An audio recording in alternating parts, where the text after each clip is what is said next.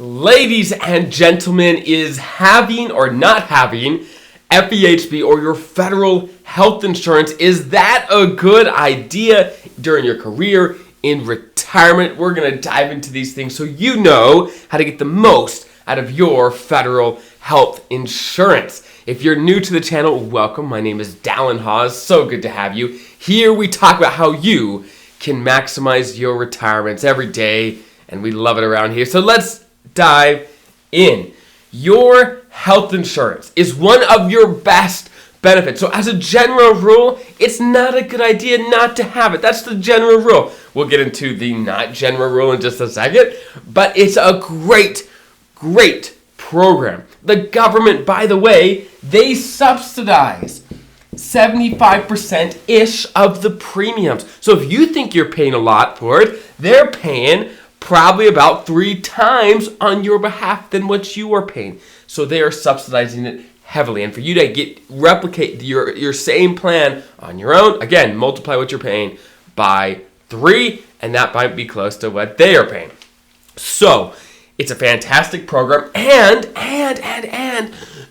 excuse me, you can potentially keep it into retirement, which most plans that private sector employers have, sometimes they do pay a large percentage of the premiums for their employees, but the odds of them continuing to do that in retirement, very small. Now there's some, I've seen some, especially some state retirement systems have that, but it is very rare because it's expensive to do, so most employers simply just don't want to do that.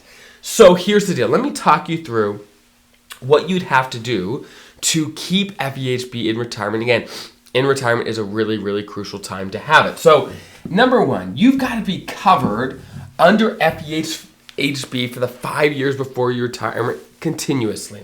Number two, you've got to have an immediate retirement. Now, I'll define these a little bit more in depth, and I need to get new markers. This is stinking up.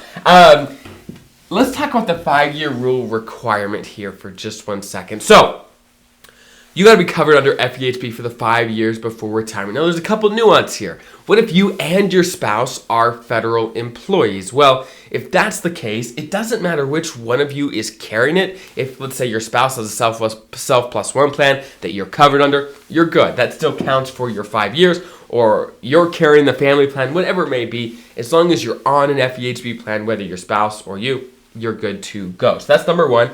Number two, if you've got a gap in service, for example, let's say you retire at age 62 here, right here, boom, you retire.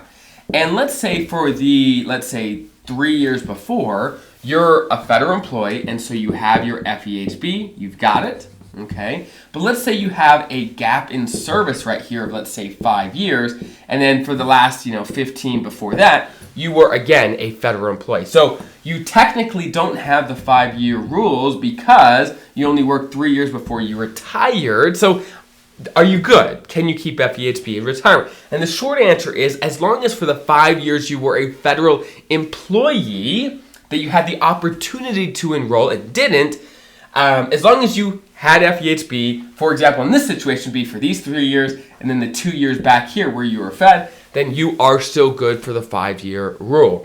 And of course, an immediate retirement, that means retire at your MRA with at least 30 years, or at age 60 with 20 years, or at age 62 with 5 years, or MRA plus 10, or a postponed retirement. But of course, you won't have FEHB until your pension actually starts up again with a postponed retirement. So if you don't know what type of retirement you're going to go out under, you want to figure that out first to make sure it's an immediate retirement and that you can keep your health insurance in retirement, which is fantastic. So the only time people get in trouble normally that I've seen with the 5-year rule is when they jump onto, let's say, their private sector employees plan and they leave FEHB in that 5-year window before retirement. That puts them into trouble because they then can't keep their FEHB in retirement. And let's say their private sector spouse, let's say their plan isn't as generous in retirement, okay?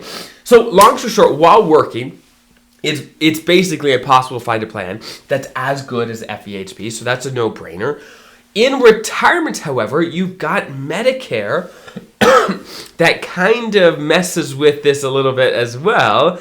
And so some people think, well, okay, what if I just jump onto Medicare, right? Isn't that a better program? It's not what most people do.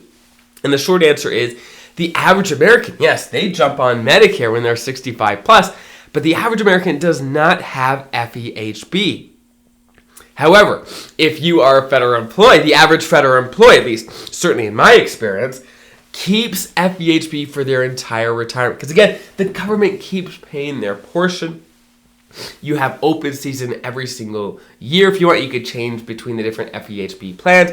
It's a fantastic program to have in retirement. And in retirement is when you're probably going to have the most expenses of your life medically. And so that's a great time to have FEHB, to have a great program. Now, what do people do with Medicare? Now, I'm not going to go into this super in depth. I've got whole videos on just that topic, like should you have both FEHB and Medicare? But the short answer is most feds do. Most feds do because it's double coverage, which is fantastic. And many FEHB plans will actually help reimburse the cost for Medicare Part B, and it can be fantastic coverage. So the short answer is you do not have to keep your FEHB, your health insurance. You don't have to, but you probably want to. The government subsidizes a huge portion of it, and it is a great, great, great plan to have for the rest of your life and while working. So do what you can to keep it. It's one of your best benefits as a federal employee. I hope that's helpful. I'll see you guys in the next video.